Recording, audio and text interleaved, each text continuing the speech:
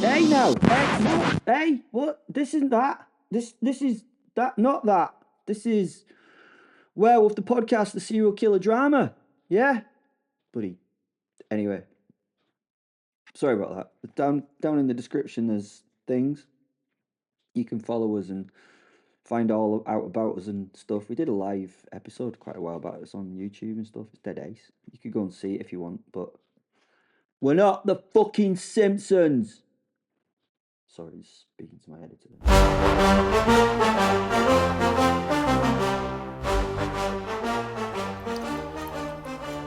The Professor. No, my unfortunate friend. That will not do. Show yourself as you are, please. I told the new Vaughnt, who was standing across from me, looking all vaunty and doing a good job of doing such. I mean, one Vaughnt was pleasant viewing, so two were. The real Vaughnt and I had been working our way through the building. The building was a prison of sorts. It seemed to hold a number of creatures and humans that were being guarded by the changelings. We hadn't released any of the said prisoners. That would have made the whole process a little chaotic, would it not? This way, we could work out who to deal with. Anyone on the outside of the cells was fair game.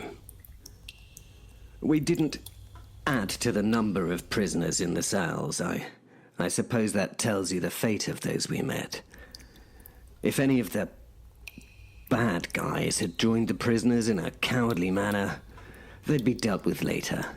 And due to Vaunt's merciless manner, they may realize that staying in the cell was probably the best idea. The building was based on the cliché dungeon that you would imagine in your mind. You know, the sort of oldie dungeony, trademarky. A place of torment and mild mold allergies on a sign above the large, ominous iron gates. Said gate should and probably would be covered in rust and questionable stains from blood or possibly other bodily effluvia.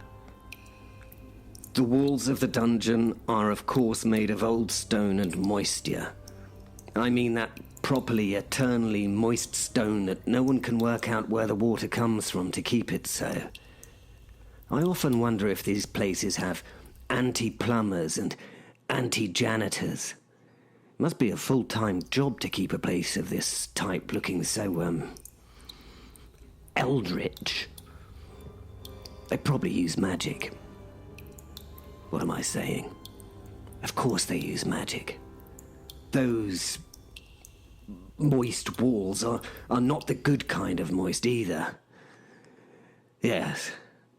Well, we'll leave the moist at that point and change moist to foist, and then foisty. Foisty is that fungal-smelling moist. You know, when it's been organic and moist for a while. You must know this smell. Great word, isn't it? Foisty. This is a smells like damp dog and bad decisions dungeon. Too many and obviously useless change dangle from the ceiling like someone's trying way too hard to be edgy. I constantly find it remarkable that there's always at least one skeleton hanging in a cell that looks suspiciously posed as if it had died mid-dance move. Skeletons are not good dancers. Not that I'm an expert in all forms, but skeletons are invariably shit. The cells themselves were outfitted as if they'd been described by a young Harry Potter fan fiction writer. What's that bloody prison called in Harry Potter? You know the one. Azkaban. Is that it? Azkaban? Azkaban. That's the one. It's fitting that the place here is protected by what are really shit-looking Dementor changeling-y type things. Just for the record, I wouldn't want to face those bloody actual Dementor things. Give me the bloody shivers. Non-consensual soul-sucking. The cells each have within them one bed that is made of straw and regret. The chamber pot is directly from the Bronze Age. Probably last emptied then, too. And then there are the bloody rats. Dirty bastards that they are. Not the cute Disney ones, but swole, sarcastic rats who I imagine steal your rations and mock your screaming. Vicious blighters. Anyway, let's leave the descriptions there, shall we? You get the idea. It was all Azkabani. Please don't sue us, JK. It's not our fault that the whole wide world knows what I mean if I say Azkabani, right? Anyway, back to the, story thing. The changeling turned from its excellent version of Vaughnt to its impression of a shit Dementor. Sorry, I can't get that idea out of my head. They're such bloody good reads, those books. Do you know, thinking of myself as a sort of sensible grown-up type, I resisted those books for years. Years. And then somebody very dear to me convinced me to try the first. Well, I'm afraid I was hooked. I mainlined the entire series end to end. It was like a lost weekend on the crack. Did I just admit that? Can you please tell me what this place is? I asked the cloaked figure. Said the cow. Sorry, what? I asked it again. Said the cow once more. I pulled that face you pull when you're trying to listen really hard to something. I don't know the technical name for that face, but you know the one. And I pulled it. Again, dear chap, maybe without the head coverings. The cowl was lowered to reveal nothing but empty space. Oh, bugger. I forgot about that in your sort. I tapped my finger on the stock of the shotgun, which I was holding a little nonchalantly across my chest. I looked at Vaughnt. She was checking her claws and using an emery board to resharpen any that looked a little dull. They should be dull from our last few minutes of work. She should also be spattered in blood and gore, but she wasn't. She was immaculate, as always. Perfect hair, perfect makeup. Just bloody perfect. It had been a little difficult to watch her groom herself, licking that stuff off her body. It had given me that good Scottish term, the boke, which describes when you heave up food and catch it in your mouth. Not vomit it, just it entering your mouth. And then you're presented with that awful choice of what to do with it. Ugh, just heinous. What do you think, Vaughnt? Any ideas? She looked at me as if trying to run through the last few moments of conversation that had just occurred, obviously without her. Then she shrugged and got back to the sharpening. She could have used an industrial sharpener on those bloody things. Have to admit, they gave me the willies. Oh, never mind, I said, looking back at the empty robes. Oh, forget it. Bugger this for a game of soldiers. You're fucking toast me, old beauty. I lifted the shotgun and blasted the changeling in the robed body.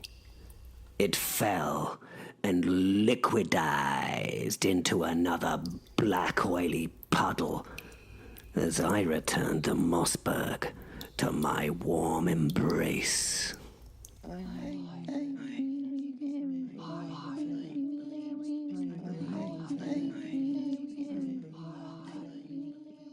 Well, this cycle of torture is beyond my tolerance.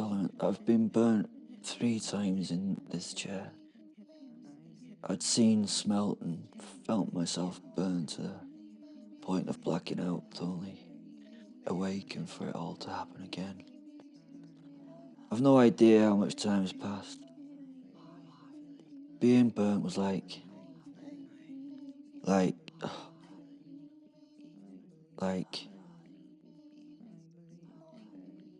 your skin was being turned into 1,000 screaming mouths. Every bit of you throbs. No, that's not enough.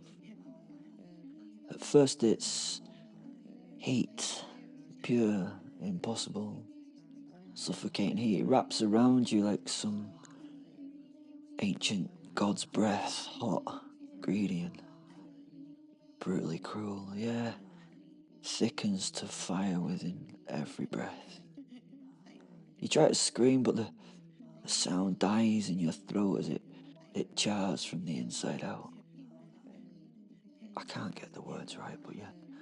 Your skin, it doesn't just burn, it boils and bubbles, and blisters erupt like bubbles in a hot oil, swelling and splitting open over and over as if your body is trying to crawl out of itself.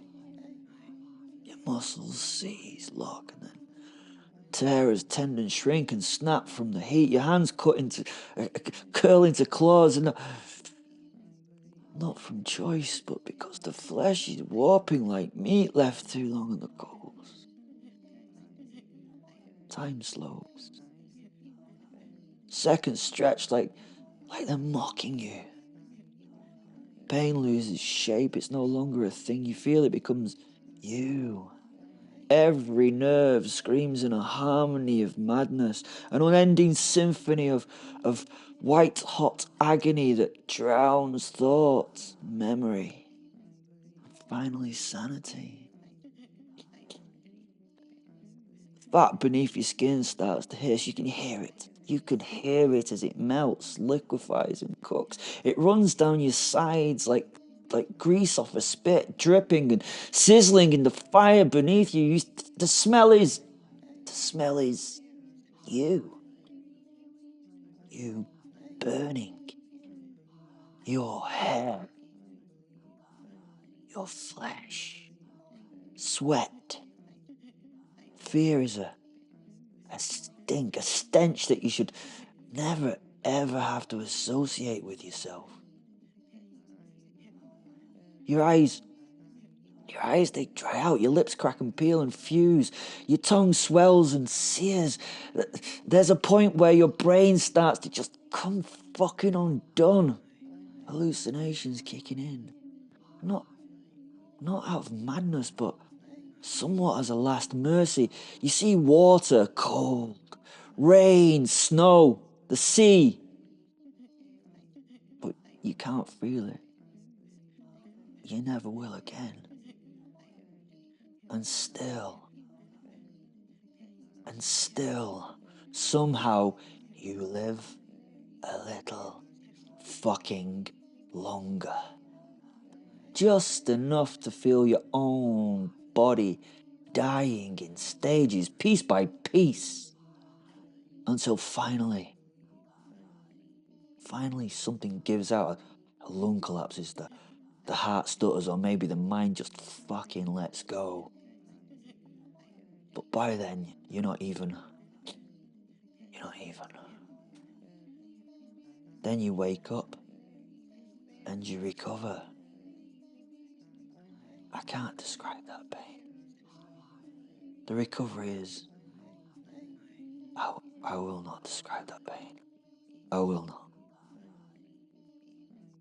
I've gone through this process 3 times now. 3 times I got to the point that I just didn't want to live through this process again. I was exhausted. There isn't a word for the tired. And as the world swam back into understanding, I saw her. She floated there before me. She had a big smile on her face. Her eyes were glittering with enjoyment of what she was fucking watching. She was getting off watching this display of horror. I had a moment to catch my breath. I had a moment to look at Fen, to look at my wolf soul. He smiled. He fucking smiled. What was this? Why was he smiling? And then he winked at me. He turned to the fairy. Stop, for the love of something, please stop. We'll do whatever you ask. We'll do whatever you ask of us. I can't see him going with this. This is barbaric. This is barbaric torture, my friend. I smiled at this. A tick in my brain. He was proper hamming it up. Then I realised this had been his fucking plan. I mean, this had been his fucking plan.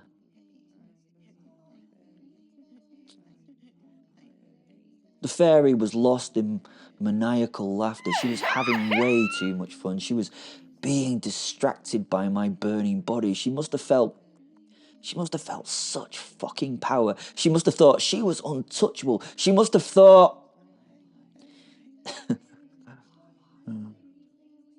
My focus was slowly getting better. I felt the last of my skin on my forearms uncrisp. Yes. Did you hear that? Fucking uncrisp. Can you imagine that? The skin uncrisping. Go on, imagine it, yeah. Imagine how much that fucking hurts. And this was Fen's fucking plan. I'll not try to describe it again in pretty words. It was like using a potato peeler in reverse on your flesh. I know it's a weird description, but it's fucking accurate. We'll do anything. I'll do anything to help him. I heard the wolf soul mentally message the mad fairy. Why was he projecting his telepathy so loud? Can you do that? It felt like he was actually shouting with his mind. I could see the fairy take on a quizzical look for a moment. She must have wondered why he was mentally yelling type thing too. He must have guessed that she had guessed that something was going on, so he melodramatically threw herself at her feet and got excited. And she got all excited again, focused on the crying and the hurting of the soul. Yet another distraction. It was a distraction, and I knew, so I looked around for the cause of this behaviour. What was it?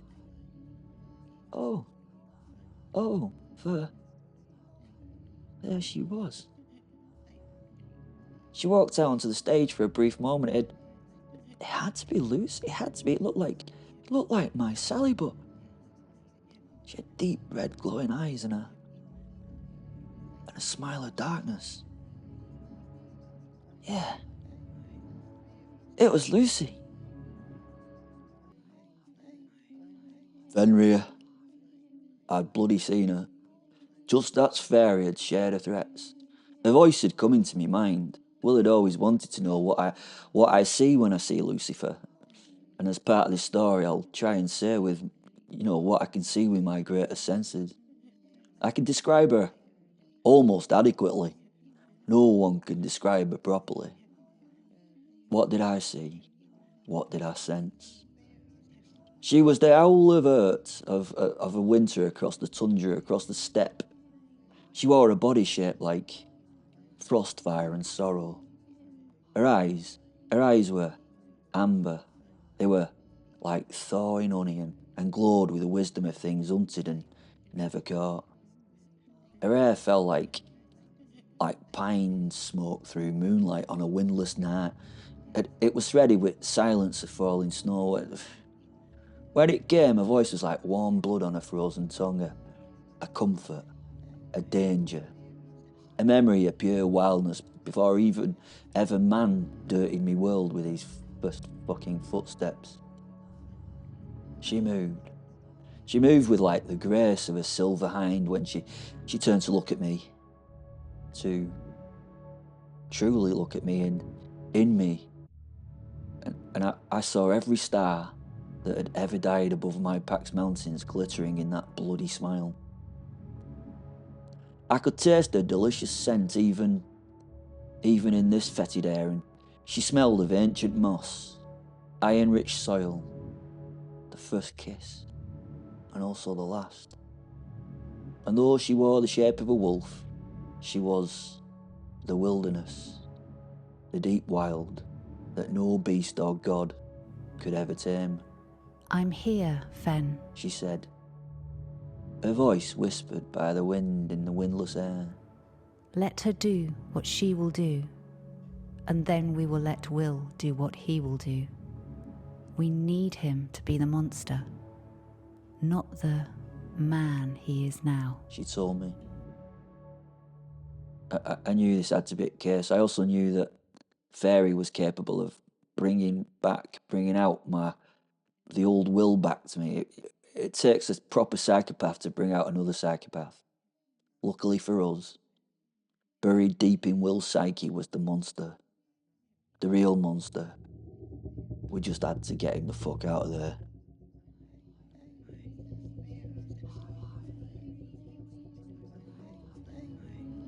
Well, I saw Sally as I healed. Was it another hallucination, a method of escape from what was happening? I realised I missed her. I was sad about the things I'd not done or said to her. No, this vision wasn't Sally. It couldn't be. She'd left me. Although she did always have a way of suddenly arriving back in the world when required, though. She turned to me now, she just put a finger on her lips to request me to be quiet and then clicked her fingers. This seemed to do exactly nothing. And I stared and she just disappeared. Broke my fucking heart. Will. Fen was trying to get my attention. Will. I looked at him somewhat muzzly from a seated position. What was he? Their protection's gone. I looked at him again. And? Oh. All the venom and the pain that had been committed on my mortal being now come back to me and hit me in the brain like a power-up on a decent fucking video game. My mind went into overdrive and I saw the werewolf soul step into me in slow motion just as the next fiery gust from the cloaked figure hit me again. Fairy was already bugging out in a cloud of sparkly dust like the little bug she was. She'd noticed the drop in the magic force field and had already worked out that it was going to be a fucking shit show now. A shit show she may not want to be around for. Oh, what a shit show it was going to be. As the flames raged about my body, I transformed, ripping and wrenching at the restraints, and the gigantic burning black werewolf now tore its way from the bindings. The chair and the restraints were no match for the power of that I had now been given by the treatment of the venomous little bitch. She should run, fly scared, but I was going to tear her pretty little butterfly wings off her body and stick one up her ass and one in her fucking left ear. It was a mad thought, but I was properly pissed off. I mean, like, proper pissed off in the highest level of ossidness offness. I now leapt from my seat at the black cloak which was hosing me with flames. It took me a moment to pass through the fiery void between us, but once I got it, I had it by the fucking throat. The thing started to change in my grasp. It was like trying to grab it, sort of grab grip, fucking warm wax as it melted and started to reshape into it was trying to be me. Kill it now, shouted Fen in my skull. I swear I felt as though he'd shouted. It distracted me for a millisecond. I pulled the half-formed thing to me and tore a bite deep into the head that was now there. I arrived at my own screaming, bestial skull, tearing into flesh and brain box. The thing turned to curdled milk in my mouth, and the body I held burst into a black shower of gore. It coated me and blinded me for a moment. With my eyes closed, I gave my entire body that whole body shake that dogs do, no fucking wolves do, and tried to use the backs of my clawed paws to wipe the remnants of whatever that fucking thing was from my eyes. It clung to me stickily. It was not good. It was not good, clean blood. It was fucking oily vileness. What the fuck is this? I asked Ben. It's a mess, mate, replied the wolf, laughing. He sounded relaxed as soon as I was able to see. I turned to the violent interests. I turned my violent interest to the other things that surrounded me. The foxglove and the other fairy had fully fucked off. Who could blame them?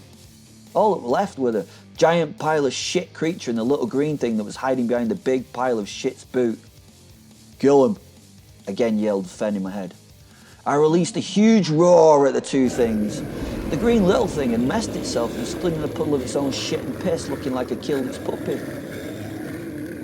Those evil red eyes it had were now not so evil. They showed fear, and I revel in the fear when it's shown, don't I? I revel in that. I turned to the little green creature and then to the big giant thing. The big giant thing was cowering from me, terrified. It was frightening to see how frightened the brute was. His face was just like a grimace of horror, and I think it was crying. Yeah, it was actually crying. Kill him, yelled Fen again, but I couldn't. What's the fucking point? Look at him. They couldn't harm me. Look at him. Oh, for fuck's sake, Will, the soul said. They were watching you burn and did nothing. Kill him. Rip them apart, torture fuckers. They saw you in pain. Show them what pain is. I could hear the disappointment in his voice. My hate had gone. Just look at these two. They were as much victims of foxglovers as me. Why would I kill them? There were suddenly two gun blasts some way down one of the rows, and the hinges of one of the double doors were blown off from the other side. The door fell into the room, and a flash of black shadow entered the warehouse. Oh, for fuck's sake, it's him. The Professor. He came striding through the doorway with a shotgun on his right shoulder and a big, beaming smile plastered across his face. I swear I saw the ting of a flash from those pearly white teeth of his. And it wasn't even needed. We're only in audio format. A young woman had appeared from what had seemed nowhere and was now standing looking at the giant. Then the little greeny guy and hissed at them like a fucking cat of all things. They had no idea what to do and were just trying to get themselves as far away from her as possible while standing in the same place. At one point, the giant tried to hide behind the tiny goblin-y thing, and it did quite well, to be honest. Then I heard it, a rumbling vocal. Please, missus, Bertram didn't mean to do nothing no harm. Please don't hurt me. The creature almost sounded childlike. I'm sorry for it. Whatever it is I have done wrong, I is sorry. Oh, and please don't tell me, ma'am. Please. I think his eyes turned to me and he offered me an arm and a hand that was bigger than myself to shake. Kill them, said Fen, a bit half-heartedly. By this time, the Professor had stridden up to us. He looked so pleased with himself that I wanted to punch him in the mouth. Ha ha ha! Good morrow, my dear gentlemen, and howdly doodly do, he said to us while giving each of us a salute. Seems we're here just in the nick of time. As usual, you know, saving your asses once again. Pulling you from the fire, he announced while looking at the giant and goblin.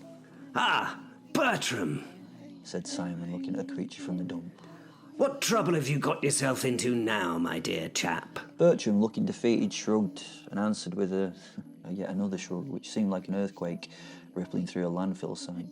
I don't know, Mr. Simon, sir. It said in response, looking at its toes guiltily.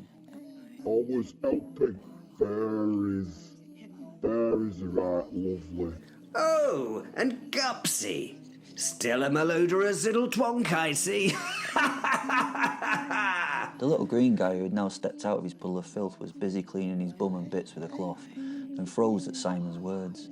His head slowly turned to Simon's, and he drooped. Oh no, is he not Said him? the little creature. Well, where the hell is she then? He asked me as Fen and I separated, becoming our individual selves again. Foxglove fucked off, I told him. No, not her, old chap. Her. You know. Lucy. I shook my head while he looked grimly disappointed, scratching his chin with his free hand. Ah, well, she does have a history of doing the old disappearing thing, doesn't she? Ah, well. He smiled and addressed us. Now, tell me, what are a pair of rapscallions like you doing in a place like this? He said, smugly straightening the cuffs of his shirt. A shirt that he wasn't wearing. I loved him right now. Kill him? Mumbled Fen in a dismissive manner. So I punched the prof right in his mouth.